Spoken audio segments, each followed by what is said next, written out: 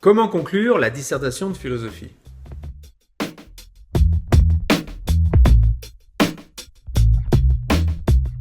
Vous pouvez procéder en deux temps. D'abord, vous pouvez préciser le point auquel vous aboutissez à l'issue de votre raisonnement. Ainsi, l'artiste ne maîtrise que partiellement son œuvre. Il ne possède jamais totalement sa matière, sa technique ou encore sa propre personne. Mais la maîtrise de l'artiste ne consiste pas nécessairement à construire une œuvre complexe. Au contraire, cette maîtrise tient aussi dans sa capacité à rendre les choses claires en les simplifiant. Nous sommes fascinés par exemple par un caricaturiste qui représente l'essentiel de son sujet en quelques traits. L'artiste maîtrise la simplification, l'éclaircissement que son œuvre porte.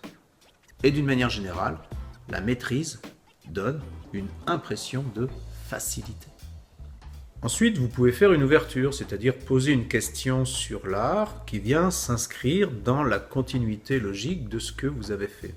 Mais que cache au fond cette facilité apparente du dessinateur, du pianiste ou de la danseuse? Certes un travail, mais aussi un sentiment. Qu'est ce sentiment? Il suffit de voir de près un musicien jouer, visage crispé, bouche ouverte, sans cri, pour se demander « Artiste, es-tu là ?» Et pour se poser aussi cette question, que fait l'artiste là, devant nous? Deux erreurs sont à éviter dans la conclusion. D'abord, vous évitez de faire un résumé des trois parties. Ce n'est pas utile.